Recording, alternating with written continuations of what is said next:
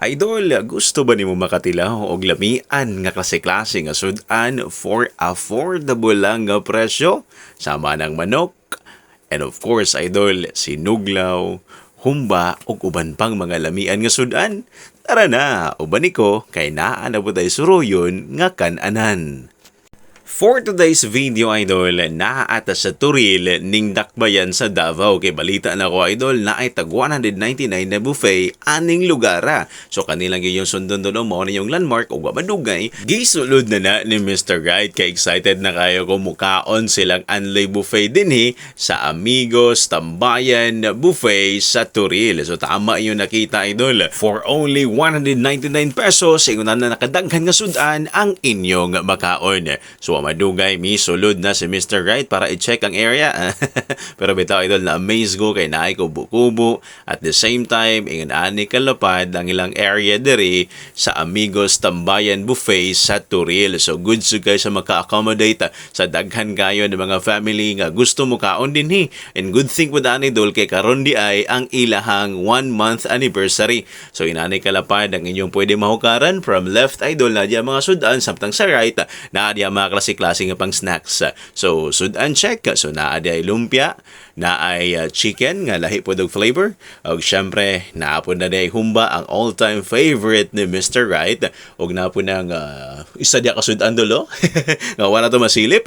Og syempre, kana pong lamian po nga another flavor sa manok. At the same time, pansit, papahaba ng buhay. Og naa po diri ang mga seafood, idol, para ng tahong og crabs.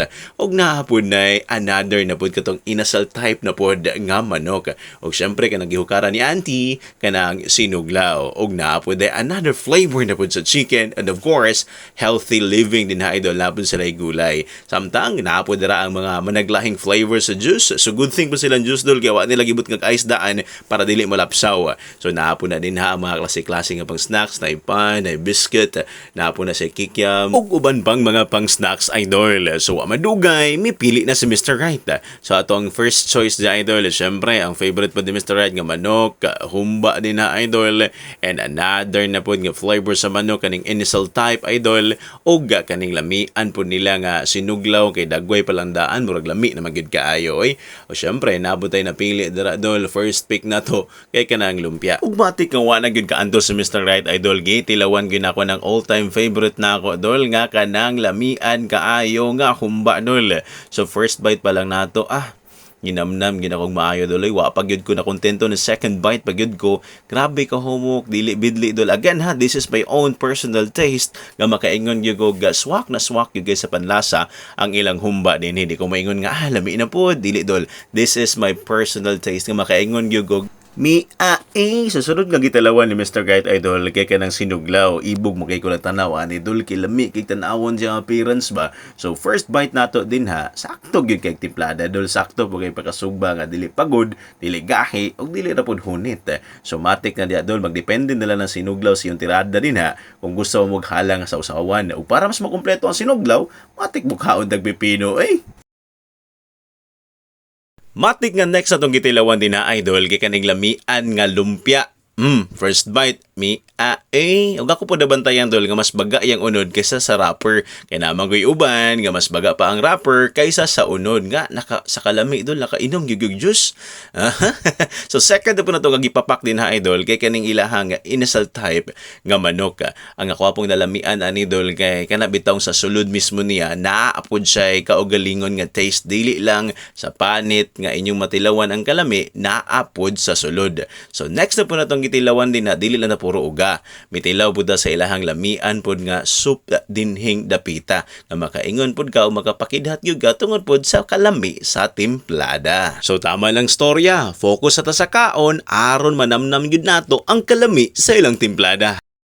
After sa atong uga og basa nga natilawan, matik po, dol, naapod na sila diri salad nga hasto pod swak po kayo ang kalami sa timplada. Naaday watermelon, naapoy apple, pineapple, naapoy grapes, ug uban pa, dol. Salad yan, kung manay bahala mo discover, kung unsa pa ang naa din ha. Basta kay giganahan yung gayo ko, matik, gipapak o ginamnam gina kung nagmaayo ang kalami sa ilahang salad dinhing dapita.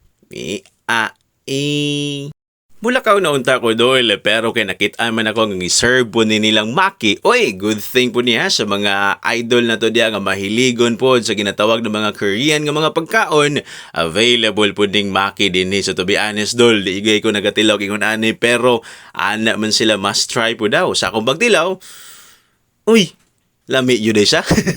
Tinuod yun nga lami po ni mga Korean nga pagkaon. Di kay ko mahilig sa ingon ni Anidol pero napakaon dyan ko din sa Amigos Buffet sa Turil. So ako napansin, ubay-ubay na po ka mga tao ang nag-abot aning orasa. So matik, mutindog na siguro tayo og mula kauta para give chance to others na po nga makakaon sa lamian nga buffet area diri sa Turil. So again dol, for only 199 pesos, must try yun po ninyo ang mga lamian nga menu, lamian nga sudan dinhi sa Amigos Tambayan Buffet sa Turil, Davao City.